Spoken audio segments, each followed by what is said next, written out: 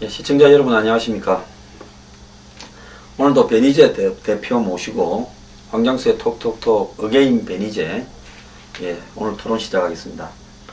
벤 대표, 요즘 뭐 저도 그런데요, 요즘 정말 이 뭐 우병우 문제, 또 무슨 뭐 전희경 표절 문제, 뭐 진경준 문제, 홍만표 문제, 더 나아가서 새누리당 녹취 문제, 그 다음에 새누리당에 저런 어떤 폭로들이 터져나오는 문제, 자, 그 속에서 또 최경환이나 대구에 진박을 표방하던 사람들이 사드에 대해서 하는 짓거리, 이런 것들을 바라보면서 저는 개인적으로 한국 사회에서 수많은 사람들은 무슨 보수가 거대한 실체가 있고 이념이 있고 가치가 있고 이런 것처럼 생각하는데, 저는 도대체 보수가 뭔지 이제 헷갈리고 있습니다. 변 대표 좀 어떻게 생각하십니까? 대한민국 하나의 뭐 진영이라 그러면은 뭐 좌우 해가지고 이제 거대한 보스라고 이렇게 얘기하는데, 그 실체들이 자꾸 드러나는 좀 느낌이 들어요.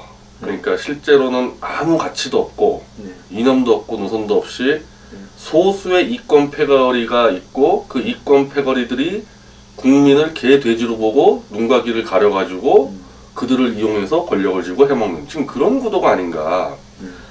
그리고 상당 부분 저는 그게 지금 성공하고 있다고 보는데, 자, 이런 일이 있었습니다. 7월 22일에 전희경 의원이 국회에서 자유세미나, 교육 하향 평준화 전환이 숙제, 무너진 교육 어떻게 바로 세울 것인가, 이 세미나를 국회에서 열었습니다. 그래요? 예, 교육개혁 세미나죠. 네. 근데 누군지 모르겠는데 국회 앞에 이 두 명이 2인 시위를 했어요. 떨어져가지고. 전희경은 교육개혁 말하기 전에 논문 표절이나 답해라. 아직도 그런 사람이 있긴 네, 있죠. 근데 누군지 모르겠어요. 진짜 저는 누군지 모르고 뭐 사진 올라가지고 그냥 확인했었는데, 아니 그러면 난 여기에 출연한 사람들 말이에요. 평소에 제가 많이 배웠더니 서울대 이영훈 경제학과 교수가 이제 나와가지고 개인의 자유와 독립이라는 가치와 이념이 지금 교육에 빠져 있다. 대한민국 교육에 개인의 자유와 독립을 넣어야 된다. 이런 이 말을 역설하셨는데, 이분은 전희경 논문 표절 좀 알 겁니다 아마. 이 보수 쪽에서 다 이슈가 되니까. 아니 그러니까 정확하게 개인의 자유와 독립에 되는 전제 조건은 무한 책임이 전제가 돼야 되는 거 아닙니까? 기본 상식이잖아요. 그리고 당연히 책임에는 정직과 성실이 따라와야 되는데, 본인이 그 표집 빼고 논문 전체를 표절한 그 국회의원하고 같이 개인의 자유와 독립의 교육을 얘기할 때 뭔가 안 걸리나? 이 자유주의, 자유시민사회의 본질은 그 자유에 상응하는 일단 책임이, 의무가 반드시 전제되어 있는 거죠. 그러지 않고 무한대의 자유를 갖다가 모든 사람에게 허용하라는 것도 아니고, 또 이 자유시민사회에서 가장 중요한 것은 리더로 갈수록 거기에 상응하는 만큼 공직에 나가는 사람들은 거기에 상응하는 엄중한 도덕성과 양심, 또 이런 어떤 이 비리에 대한 투명함, 이런 것들이 사전 전제 조건 아닙니까? 아니 그건 기본이죠. 이건 좌우나 지금 보수니 뭐니 넘어서 그 하나의 사회의 기본 가치라는 게 있거든요. 기본 가치. 거짓말하면 안 된다. 이게 뭐 좌우 문제입니까? 기본 아닙니까? 기본이. 그리고 뭐 도둑질하지 말자, 남의 뺏지 말자, 기본들이잖아요. 근데 그 기본을 깡그리 무시하고 이런 담론들을 얘기하니까, 여기에 지금 출연한 한 교육단체, 보수교육단체 대표인데, 보수교육단체 대표가 여기 나가서 이제 떠드는데, 이분이, 나는 이것도 참 웃겨요. 이분들 생각하는 거면은, 전희경 논문 표절은 한겨레 신문이 제기를 했고, 거기에 대해서 박성현 뉴델리 주필이, 거기는 왜냐하면 박성현 주필은 전희경 씨와 함께 현대사 개혁 운동을 했단 말이에요. 그래서 전희경을, 이 논문 표절을 데리고는 도저히 현대사 개혁 운동을 못하겠다. 그래서 전희경을 반납해달라, 불량품을. 그 박성현 주필이 치고 나간 거거든요. 저는 사실 좀 관심도 없었어요. 근데 거기다 대고 제가 논문 표절이 무엇이며 이게 왜 문제가 되고 이게 얼마나 이 큰 부정부패인지 설명할 뿐인데, 그걸 얘기했다 해가지고 이 보수라는 사람들이 아무 관계도 없는 김경재 자유총연맹 총재한테 계속 고자질하는 겁니다. 왜 베니지하고 신혜식이 멀리해라 그런 거예요? 그런 식으로 이제 고자질을 하는데, 여기 나온 분도 그 고자질 하면서 김경재 총재한테 논문 표절 그런 거 다 남들 다 하는 건데 왜 시비를 거냐? 이게 지금 교육단체 대표가 할 말입니까? 보수의 본질이 남들 다 하는 도둑질이면 해도 상관이 없다라는 게 보수주의의 본질입니다. 지금 이게 다 저도 이제 그런 것 같아요. 대한민국 보수 세력은 뇌물 처먹고 뭐 부패 저지른 것 남들 다 하니까 그런 거는 문제 삼지 말자라는 게 보수의 가치라고 저는 이제 이해하게 되는 겁니다. 남들이 다 해도 내가 하면 그것도 누가 나를 지적을 해도 그냥 내가 잘못했다 해야지. 남들이 다 하는데 왜 나만 지적하냐 해도 안 되는 거죠. 그러지 않습니까? 그거는 인정하고 사과하고 반성을 해야죠. 제가 표절을 좌우를 다 잡았습니다. 좌우를. 박근혜 정권에서도 교육부 장관 표절을 잡았어요. 그리고 이 교육단체 대표요. 저랑 같이 교육부 장관 표절 가지고 사퇴하라고 데모를 4번 같이 했던 사람입니다. 아니 그랬던 사람이 표절은 남들도 다 하는 거니까 문제 삼지 말자. 뭐 하자는 플레이냐 이런 부분들이. 이래놓고 무슨 교육을 개혁하고 뭐 그냥 본인 스스로 안 역겹나 자기 자신에 대해서. 난 그렇게 살면서도. 참, 변 대표는 표절에서 그런 걸 느끼겠지만 저는 부패 척결에서 그런 걸 느낍니다. 왜냐하면 유병헌이 때 제가 그 대통령이 유병헌이 오늘날 저렇게 이 사고를 친 거는 세월호 결국은 거기에 뒤에 어떤 부패 구조가 있고 또 누가 유병헌을 저렇게 봐줘서 이렇게까지 유병헌이 사업을 망하고 말아먹고 대출을 받고 특혜를 받고 부채 탕감을 받고 이렇게 되었는가 이야기를 하길래 그 뒤에 제가 계속 그런 맥락에서 연속적으로 부패 척결을 이야기를 했어요. 그런데 이 보수에서 가만히 보면 부패 척결을 이야기하는 부분들에 대해서는 다들 아무런 감흥이나 관심이 없는 것 같아요. 자, 그러다 보니까 오늘날 이 보수가 지금 당하고 있는 꼴이 진경준, 홍만표부터 시작해서 우병우까지 여러 가지 지금 이야기들이 아주 그냥 온 사방에서 터져 나오고 있고 심지어 무슨 최경환 수수설까지 터지고 있고 그러지 않습니까? 아니 지금 이 좌익 쪽에서 보수를 규정할 때 보수는 부정부패를 옹호하는 세력이라고 선동하지 않습니까? 예. 근데 지금 보면은 그 말이 1번 맞는 말이 있을 수가 있다. 왜냐하면 논문 표절도 마찬가지예요. 이거 개인의 실수가 아니라 거대한 표절 논문 부정부패 비즈니스입니다. 자, 막강한 이 정치인이나 저 교육부 정도 뭐 관료가 이제 대학에 가서 표절 논문을 써가지고 학위를 받잖아요. 잘 내준다 학위를. 그러면서 그 과정에서 대학과 교육부 정치권이 비즈니스를 하는 거예요. 사업권도 주면서. 그래서 표절 논문을 양산이 나오는 거거든요. 그게 안 고쳐지는 거고. 이거는 구조적인 부패를 척결해야 될 사안인데 이거를 그냥 표절은 나가니까 그냥 덮고 가자. 즉 교육부가 논문 표절로 이루어지는 그 부정부패 비즈니스는 덮고 가겠다는 얘기지 않습니까? 근데 이건 좀 작은 부패라 볼 수도 있습니다. 이 부분은. 그럼 거대한 부정부패는 어떻게 처리해? 더 덮고 가겠죠. 더 크니까. 자, 보수가 주장하는 것이 자유시장 경제 아닙니까? 자, 자유시장 경제라는 것은 적어도 기회만큼은 모두가 공정하게 가지고, 물론 모든 사람이 공정하거나 평등할 수가 없습니다. 그런 어떤 이 불평등이나 어떤 차등을 인정을 하되 모두에게 기회는 또 경쟁의 방식은 공정하게 하자는 거 아니겠습니까? 자, 그런데 논문을 표절하면 뭡니까? 남보다 내가 좀 더 좋은 스펙을 받아서 그걸로서 내가 상층의 사다리를 올라가는데 좀 더 유리한 부분을 갖다가 확보하자. 그거 아닙니까? 그러면 전희경 의원이 오늘날 배지를 따는데 석사 논문이 도움이 되었습니까? 안 됐습니까? 아니 바른사회시민회의 출신인데 바른사회시민회의 채용 공고를 보면 석사학위 소지자 우대 이렇게 돼 있어요. 네. 그 웬만한 공기관이나 기업들이나 다 박사학위 소지자 우대, 석사학위 소지자 우대하고 아예 그 학위로 이렇게 채용 제한을 하는 경우도 있고 네. 급여도 분명히 위고 당연히 그러니까 지금 이 20대 국회의원들에서 189명이 학위 논문을 갖고 있단 말이죠. 네. 도움이 되니까 싼 거고 그 도움을 누가 주느냐? 대학이 주는 겁니다. 네. 논문을 쓸 때요. 표절하지 않고 쓰려면요. 1년 내내 정말 수백 편의 자료를 다 완독을 해야 되는데 표절해버리면 한 달이면 쓸 수 있거든요. 네. 그러니까 대학이 그걸 용인해 주는 겁니다. 이 장사를 하기 위해서. 대학이 그러니까 이 대학원 과정, 석사, 박사 과정의 장사를 하기 위해서 적당한 표절을 갖다가 대학이 잡으려고 마음을 먹으면 얼마든지 잡을 수 있을 건데 잡을 수 있어. 근데 안 잡는단 말이죠. 방치하고 네. 이렇게 놔버림으로써 결국 대학과 자기의 스펙을 갖다가 좀 더 쌓아서 보다 높은 위치에서 남보다 불공정한 경쟁으로 올라가고자 하는 사람들 사이에 담합이 이루어지는 그렇죠. 거죠. 그리고 거기에 또 이 주범이 교육부가 개입돼 있습니다. 교육부는 논문 표절을 단속해야 될 의무가 있는 기관이고 훈령도 나와 있거든요. 근데 교육부 관료들이요 다 다 석사학위 박사학위 갖고 있습니다. 네. 대학 가서 박사학위 받고 그 대학 편입 봐주고 퇴직할 때 총장으로도 가고 학장으로도 가고 교육부가 표절 안 잡는 거죠. 그래서 이 구조적인 부정부패 노무 표절을 덮고 나서 보수가 얘기하는 교육개혁이 뭐냐 이겁니다. 이거조차 덮고 가면서 차라리요 좌익들은요 표절을 잡히면요 거의 다 일부 좀 실수가 있었다. 근데 표절은 실수가 없습니다. 표절은 고의지 거의 실수는 거의 없어요. 실수를 어떻게 표절됩니까? 그건 고의인데 좌익들이 이런 식으로 이거 실수다. 이거 하고 뭐 전체적으로 그냥 독창 이런 식으로 얘기하지 좌익 그 누구도 표절 저거 다 하니까 덮고 가자고 주장한 사람 한 명도 없어요. 근데 보수라는 사람들 저 페이스북에 그 유명한 그 보수라고 주로 뭐 자유경제원 대변하는 사람 표절을 하는 건 너무 당연하고 표절을 해야만 독창적인 논문을 쓸 수 있다 이런 주장을 합니다. 이게 뭐 완전 국민을 개 돼지로 보고 세뇌시켜서 갈 수 있다는 가치관이 없으면 어떻게 그렇게 주장합니까? 표절 없는 논문은 독창적이지 않기 때문에 표절을 단속하면 학문의 독창성이 죽는다.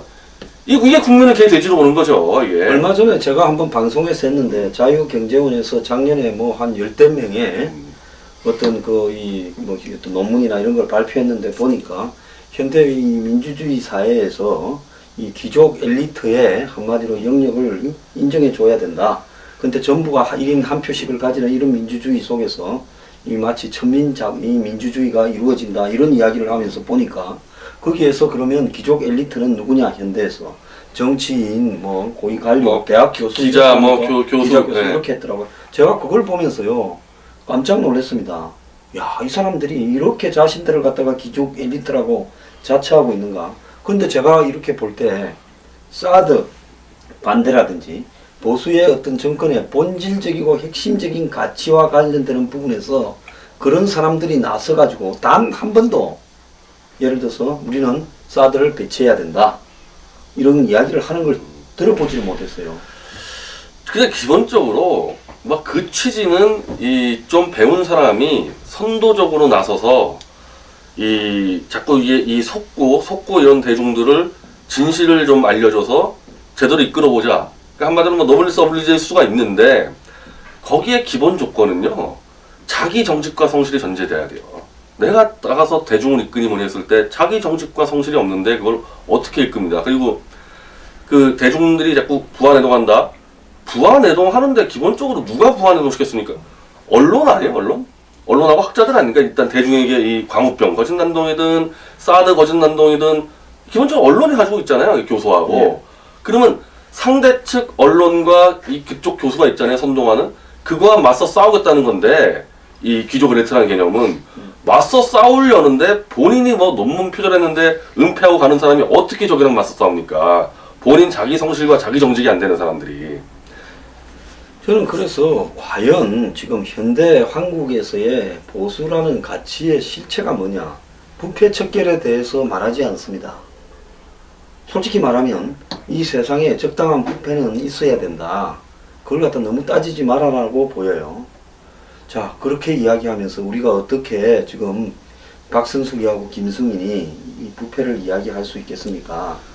자, 이 부분뿐만 아닙니다. 그 다음에 부패만 이야기하지 말라는 게 아니라 지금 뭐 우병우, 그 다음에 진경준 이런 어떤 홍만표 같은 법조계에서 나타나는 기본적으로 국가의 사법 권력을 가지고 돈으로 바꿔먹는 이런 일들이 지금 나타나고 있는데 이런 부분에 대해서도 확실하게 드러나지 않은 비리에서는 입을 다물어라 이렇게 이야기를 합니다. 제가 그런 부분을 이야기하니까 이 보수에서요 수많은 사람들이 저를 까고 있습니다. 내가 이거 며칠 좀 이렇게 보고 느끼는 부분이요. 과연 이런 게 보수의 실체라면 이런 시스템이 뭔가 보수를 잘못 알고 있거나 가짜가 보수라는 이름을 달고 있거나 진짜로 이런 게 보수라면 저는 하라고 해도 하고 싶지가 않아요. 아니 제가 이 사람들을 주로 자칭 보수라고 저는 이제 제가 보수라는 얘기 다시는 안 했거든요. 전희경 표절 이후로는 자칭 보수들이 이제 주장하는 건데 박원순 그 메트로 사건의 핵심이 뭡니까? 귀족 노조의 부정부패예요. 다 연결되어 있는 문제입니다. 그 서울대공원 호랑이 참사 마찬가지입니다. 이 공무원 이 관피아들의 부정부패입니다. 자기들끼리 해먹다 보니까 필요한 예산이 나가지 못하니까 계속해서 사고가 터지는 거거든요. 그럼 박원순 시장은 왜 비판합니까? 부정부패의 문제로 연결돼 있는데 우리가 뭐 보수들이 주로 싸우는 노조의 문제, 노조 문제는 노조끼리 안에서 해먹는 부정부패 문제거든요. 다 거기서 걸려 있는 건데 이쪽 부정부패 좀 가까운 건 덮어버리고 저쪽을 공격한다? 그게 되겠냐 이거죠. 그게 된다고 생각하는 게 바로 국민을 개 돼지로 보고 있어서 그렇게 되는 거고, 실제로 제가 페이스북은 트위터가 좀 다르잖아요. 페이스북은 주로 오랫동안 자기 닉네임이나 실명이 알려지니까 지금 실명 체계이기 때문에 훨씬 책임감이 강한 이 시스템이거든요. 제가 패친들은 막 수십 명을 삭제했는데, 아니 논문 표절에 대해서 저는 국회의원직 사퇴를 요구하는 게 아니에요. 왜냐하면 누구한테도 사퇴를 요구한 적이 없으니까 표절을 인정하고 반납하고 이 표절 문제가 정말 중요하니까 바로 개선하자는 메시지만 던져주면 되는 거예요. 전 전희경한테 요구하는 거는. 그런데 실명을 쓰는 페이스북에 저의 오랜 패친들이 전희경 같은 큰 인물은 더 이상 괴롭히지 말아주세요. 이거 개돼지 아니에요? 이 글 쓴 사람? 내가 볼 때. 그리고 이 전희경과 그 세력들이 저런 개돼지들을 믿고 저러는 거 아닙니까? 내가 볼 때. 자, 대중은요, 깨어 있어야 그것이 대중이지. 귀족 엘리트라는 것들이 그 사람들도 솔직히 말하면 엘리트나 귀족으로서 자기 책임, 중세 유럽에서 보면 이웃에서 쳐들어오면 누가 나서 싸웁니까? 귀족이나 제후가 기사들 끌고 나가서 싸우는데요. 전사들도 그들이 대부분 하죠. 그러니까 한마디로 농노나 평민들을 갖다가 위에 설 수 있는 권위가 있는데, 귀족이나 엘리트라는 사람들은 그러질 않는데, 지금 한국에 그들이 귀족이나 엘리트라고 이렇게 자부할 그것도 없고, 또 개돼지라고 그들이 이렇게 바라보고 있는 대중들에도 일부 솔직히 말하면 개돼지 소리를 들을 만한 짓을 해요. 사람이라면 머리가 깨어 있어야 되고 생각을 해야 될 거 아닙니까? 자, 앞뒤가 바뀔 이런 부분들을 갖다가 단 한 번도 생각하지 않고 한마디로 맹목적으로 편을 듭니다. 자, 전희경 이 노무 사태 벌어졌을 때 여기 있는 변 대표 저뿐만 비롯해서 뭐 신혜식 뭐 최대집 욕 엄청 먹었잖아요. 자, 그러다가 전희경이가 어느 날 전희경이가 김무성 전 대표가 하는 무슨 포럼 행사에 가서 이렇게 팔짱을 낄라 했다, 이런 것들을 보면서 또 순식간에 돌아서서 욕을 하더라고요. 자, 그거를 보면 뭐 물론 또 지금까지도 전희경 편드는 사람도 많이 있습니다. 도대체 여기에서 이 세상에 옳고 그름, 정의냐 불의냐, 참과 거짓이냐를 판단하는 기준은 뭡니까? 지금 이건요, 뭐 좌익도 마찬가지죠. 지금 사드 그 참외 전자파 거짓 난동 보세요. 대중은 그냥 눈과 귀를 가리고 잘못된 정보만 주면 다 움직일 수 있다고 보는 게 좌익들의 이래 전술인데, 지금 보수들도 마찬가지다 이거죠. 보수들도 논문은 어차피 다 표절하는 거니까 상관없다는 거짓말이거든요. 말도 안 되는 거짓말을 던져주면은 다 수용한다. 어차피 이 대중들은 개돼지들이다. 내가 선회시켜가지고 움직일 수 있다. 다 그렇게 보고 있는 거고, 그런 소지들을 지금 이른바 보수층에서 이 유권자라 그러냐 뭐라 그래, 이 사람들은 제공하고 있는 거죠. 개파 싸움에 끼어들고, 그렇게 진박 뭐 비박할 때 대부분 이제 이른바 SNS의 보수들은 주로 친박 진박 쪽 아니었습니까? 그런 진박들이 앞장서서 사드 배치를 방해하고 있는데, 여전히 또 당대표 선거할 땐 또 진박 친박 타령하고 그냥 완전 개돼지들이에요. 예, 그렇게 취급해도 될 만한 짓들 하고 있는 거죠. 자, 지금 보수라고 앞장서는 사람들은 그야말로 이런 이 정치권의 친박 비박 싸움에 스스로 판단 능력이나 생각 사고 능력을 상실하고 도구로 이용당하는 거 아닙니까? 자기 스스로의 주체적인 이 사고 능력이나 판단 능력이 없는 거죠. 자, 우리 사회에 지금 보면 이 사회에 정치라든지 관료, 이런 어떤 그 다음에 언론, 그 다음에 문화, 그 다음에 주요 짭짤한 어떤 돈과 관련되는 부분을 한마디로 스스로 이 좌우 보수 진보라고 나눠가지고 그런 어떤 기득권의 권력을 탐하는 세력들이 거기에 그럴싸한 가치를 갖다가 가짜로 포장을 해가지고 가짜 진보, 가짜 보수로 만들어서 그 밑에 개돼지들을 갖다가 수만 명 거느리면서 권력을 탐하기 위한, 한마디로 뭡니까? 바이킹하고 뭡니까? 게르만하고 서로 이기면 이 모든 약탈을 갖다가 하지 않습니까? 저거가 다 가져가잖아요. 한마디로 먹을 걸 찾아서 패거리를 나누어서 개돼지를 끌고 사기꾼들이 위에서 포장을 해서 싸움하는 이런 거 아닙니까? 그리고 이제 전체적으로 이 보수층 유권자를 기준으로 할게요. 유권자를. 이게 참 층을 특정하시기 좀 어려워서 그런데, 보수층이 더 눈과 귀를 멀게 하고 선동하기가 더 쉽다고 저는 보고 있어요. 왜 이 결과가 어떻게 나오냐면요. 야권은요. 선거 때만 되면은 소수 벤처 정당이 튀어나와가지고 일정 정도 성과를 냅니다. 그러니까 야권 지지층은 내가 저 정당 지지자지만 쟤들 좀 잘못해 그러면 심판을 내려버린단 말이에요. 그래서 소수 정당이 튀어나오잖아요. 네. 이번 총선 대표적이죠. 국민의당 튀어나와가지고 벤처 성공하지 않았습니까? 네. 그리고 정의당도 나름대로 성과를 냈고요. 그게 가능해요. 그래서 대중이 이 기득권 세력을 일정 부분 컨트롤할 수가 있다.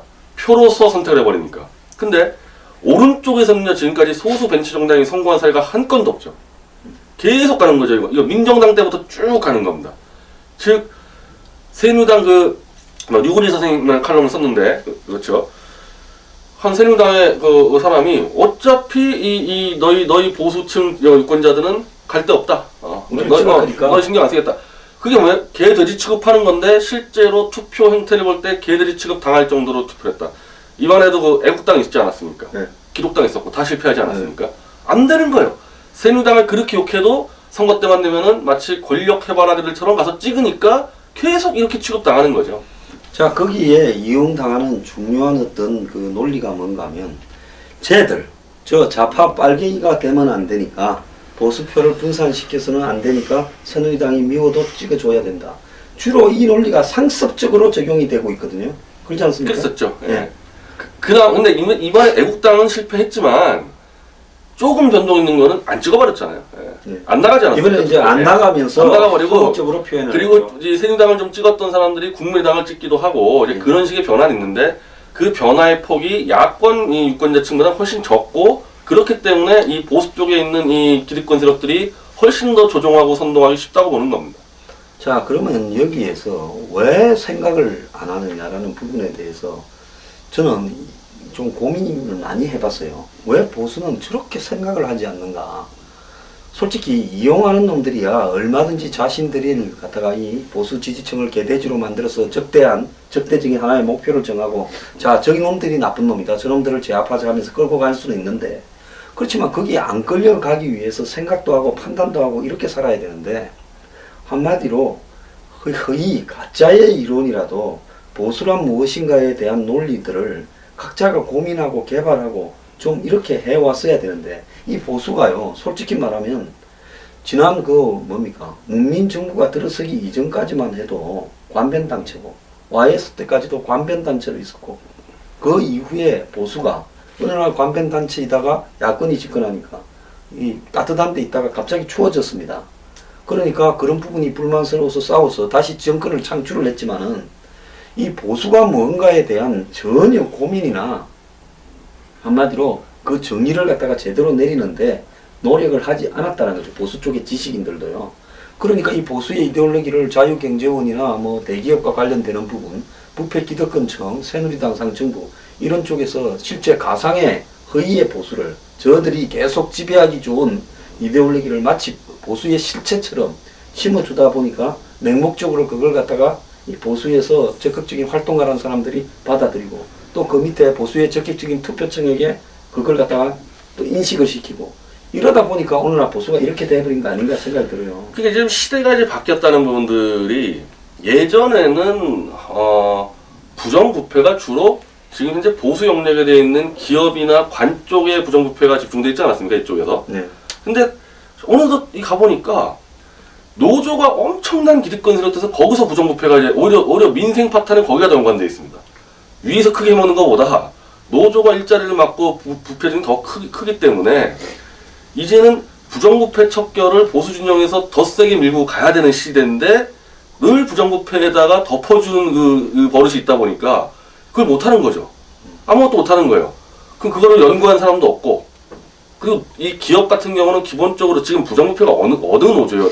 대기업 노조잖아요. 대기업 노조. 벤처기업이나 중소기업 노조가 어디 있습니까? 하루하루 먹고 살기 어려운데 연결이 돼 있어요. 기업 부패와 노조 부패 왜 서로 눈 감아주는 겁니다. 공기업들도 마찬가지거든요.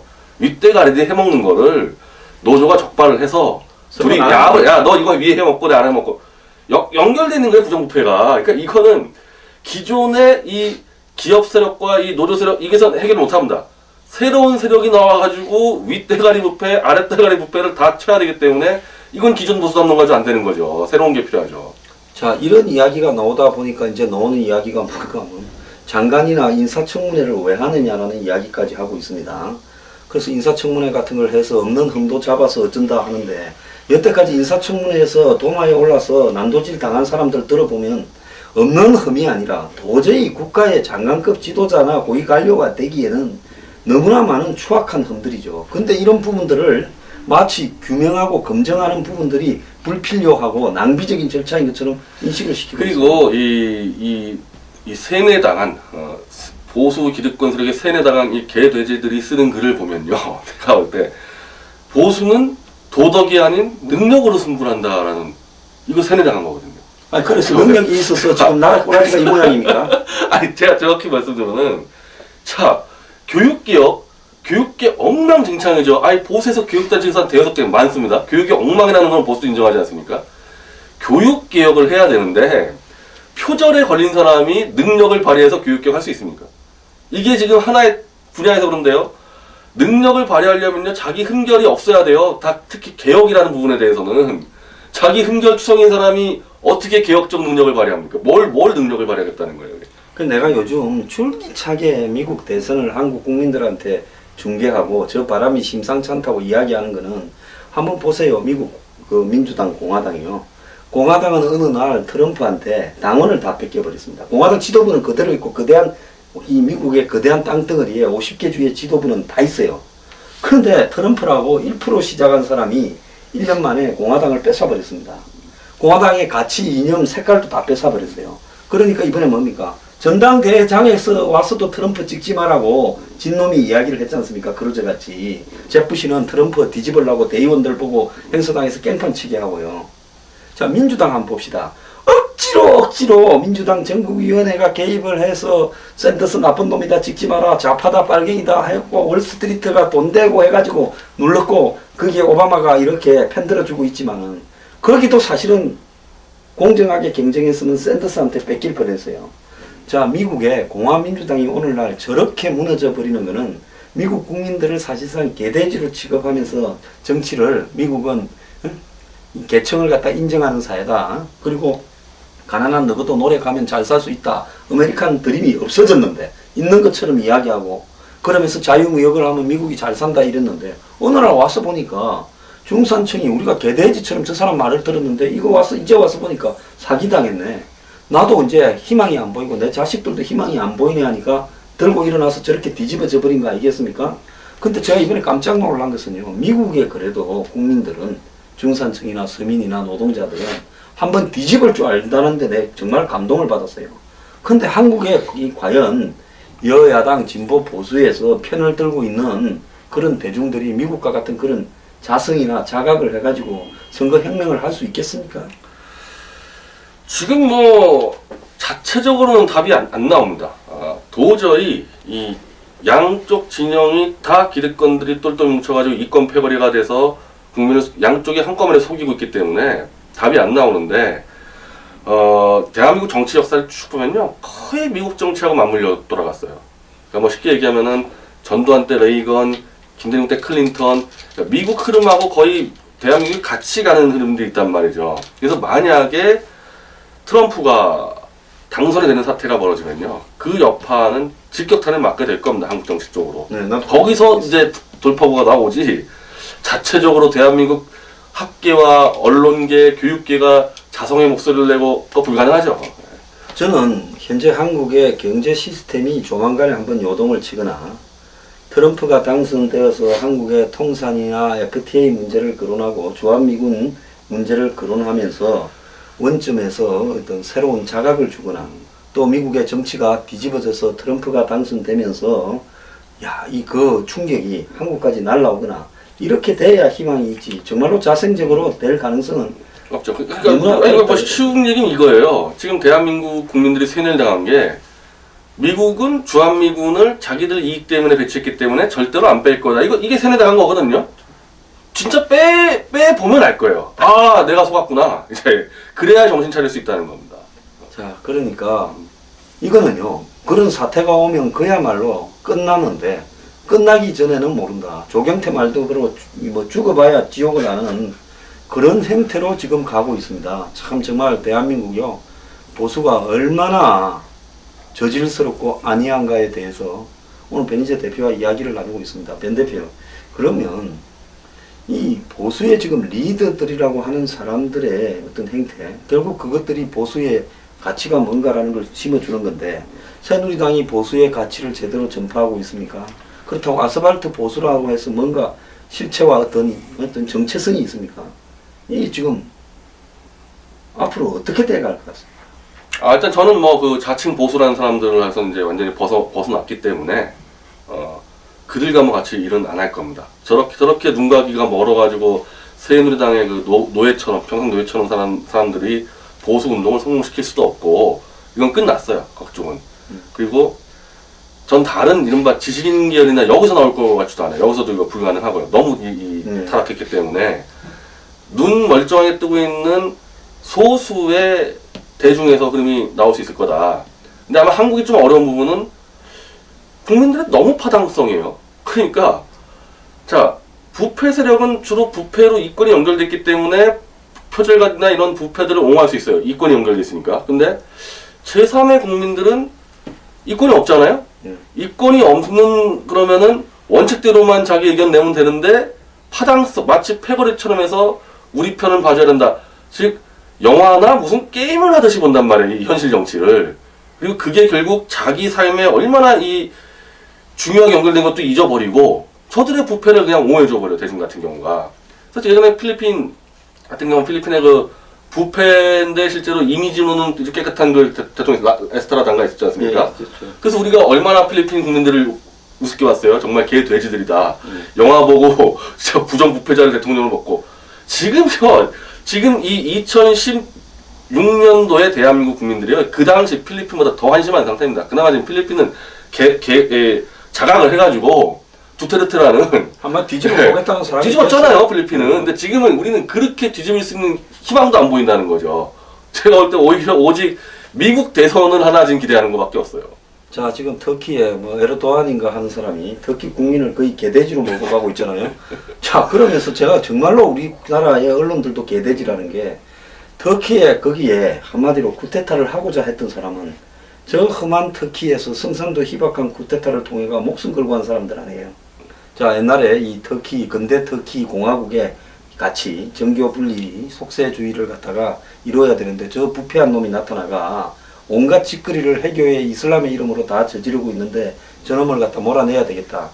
그랬는데 한국은 뭐라고 했습니까? 그 터키의 쿠데타군을 완전히 전두환 군사 독재처럼 이야기하고 에르도안이 마치 시민 혁명을 갖다가 지시를 해서 그걸 갖다가 저지시켰다 이렇게 표현하잖아요. 초기보도 그렇게 나왔죠. 네. 초기보도 다 그렇게 깔렸다가 이제 나중에 좀 많이 정정이 됐는데 이제 그 정도로 이제 국제에 대해서 눈이 먼 상태죠. 지금 매일 한국 언론들이 어제 보면 오바마가 선거 개입해서 힐러리 그 부패한 힐러리 부부들을 갖다가 띄우는 그런 부분들을 갖다가 오바마의 위대한 연설이었다 하면서 지금 트럼프가 러시아를 끌어들였다, 친러시아다 이렇게 비판을 하는데 한마디로 힐러리를 당선시키기 위해서 민주당 전국위원회가 공작한 거를 갖다가 러시아 작품인데 트럼프가 러시아 보고 그걸 좀 다 밝혀라 했다라는 매우 비본질적인 걸로 전체 사태를 덮어버리잖아요.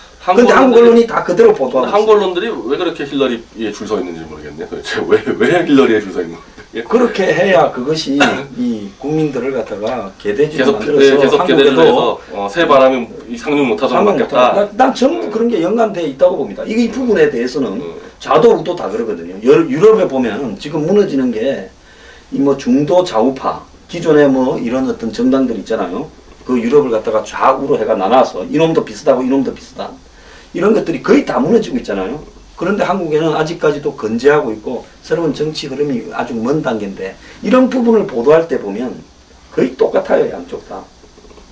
트럼프 현상이라는 게 실제로는 미국 정치의 이른바 위선과 거짓 기만을 무너뜨리는 그 흐름이거든요. 이게 만약에 우리 쪽에 성공한다 그러면은 1차적으로 박원순이라든지 안철수라든지 이쪽이 타격을 받고 이 무능 보수의 상징이죠. 새누리당 지도부 이쪽 타격받고 그러니까 엄청난 지각 변동이 트럼프 같은 현상이 벌어진다면은 정말 정치가 다 이제 대격변이 되는 거죠. 자, 엄청난 뒷돈을 받고 강연비만 1,800억을 받은 힐러리가 오늘날 그러면서 입으로는 좋은 가치를 다 이야기하는 척합니다. 민주적인 가치를. 그건 힐러리고, 자, 공화당 내에서 15명의 이 트럼프를 꺾기 위해서 후보를 냈는데 그 15명이 차례대로 트럼프한테 다 뒤집어져 버리면서 트럼프 뒷다리나 잡고 늘어지는 지금 공화당이 새누리당이라고 딱 보면요. 미국과 한국의 비교가 정확하게 되고 있다고 봐요. 지금 이제 이 새누리당 같은 경우는 이제 이미 국가를 발전시킨다는 건 포기한 것 같고, 예. 대충 반기문 세워가지고 허섭이 대통령 만들고 개헌하고. 해서 해먹겠다. 딱 지금 이로 가고 있거든요. 예, 그걸 하는데 주도권을 친박이 잡을까 비박이 잡을까 하고 그 주도권 싸움하는 거지 대통령이 될까 하고 하는 싸우는 것도 아닌 것 같아요. 둘 다 가는 방향 똑같은데 운전은 누가 하냐의 싸움이거든요. 예, 그거 운전 친박이나 싸움. 비박이나. 그래서 아무 결과는 똑같습니다. 이번에 뭐 전대 누가 됐는 결과는 똑같을 것 같은데 그렇게 됐을 때 이걸 제동을 걸 수 있는 국내에 있는 세력은 없다. 이걸 제동을 걸 수 있는 세력 같은 경우는. 예. 그래서 외부의 충격으로 되기만을 바랄 수밖에 없는 거죠. 자, 지금 야권은 보니까 통진당을 박근혜 대통령이 없애버리고 나니까 야당 내에 과거에 통진당이 차지하는 지분까지도 보니까 이 기득권들이 다 흡수해버리면서 야권의 지지자들을 더욱더 이 목매한 한마디로 개돼지로 만들고 있는 것 같고 여권 같은 경우에는 보니까 아무런 다를 바가 없는 본질적으로는 쌍둥이인 친박 비박이 폭로, 녹취 등으로 지금 이 전국을 갖다가 끝장으로 몰고 가고 있는데 이 본질은 어느 놈이 이게도 아무런 의미가 없는 거예요. 거기에 그냥 동원되는 거죠. 국민들이 그냥 동원되는 그래가 거죠. 비박팀, 친박팀에가 레슬링 구경하듯이 박수치고 앉은 거예요. 저는 뭐 전당대회에 대해서도 지금 아마 뭐 분명히 또 이제 SNS에서 뭐 친박 뭐 응원할 텐데 저는 그거는 그렇게 생각합니다.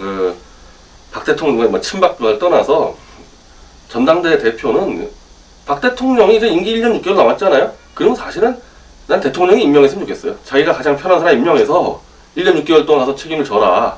그리고 그게 안 되고 그냥 이건 친박비가 문제가 아니라 여당으로서 역할을 안 하겠다는 사람이 대통령이 박 대통령 빨리 탈당해가지고 현실을 정확하게 국민에게 알리고 안보에 집중하고 이런 정도 결단은 좀 해줬으면 좋겠어요. 뭐 정상적인 상황이라면 당 대표 선거가 지명은 안 하더라도 그런 의사를 갖다가 수용하는 쪽으로 흘러가야 되는데 지금 그거 못하라고 그게 안 되는 정당이에요. 네, 그게 안 되는 정당이에요. 이러는 거 아닙니까? 그렇기 때문에요. 뭐 이제는 저는 박 대통령 보고 탈당하라, 국민투표하라 이야기도 더 안 하겠습니다. 왜냐하면 그렇게 하라고 해서 할 사람도 아니고 괜히 그 안 할 사람한테 그렇게 말을 하면 하는 사람이 이상해 보이는 거죠.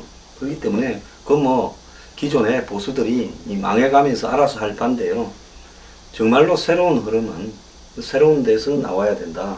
다만 지금 보수라고 자처하시는 분들께 드리고 싶은 말씀은요.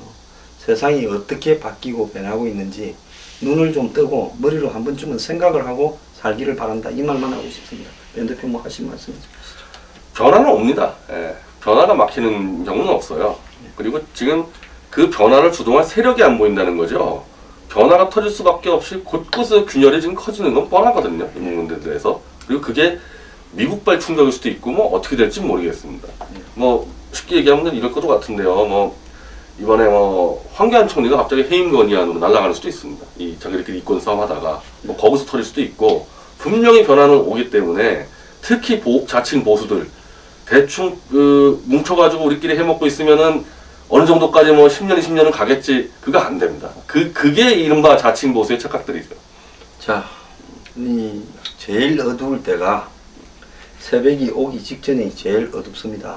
그리고 조용합니다. 그렇지만은 어느 날 갑자기 새벽이 오는데요.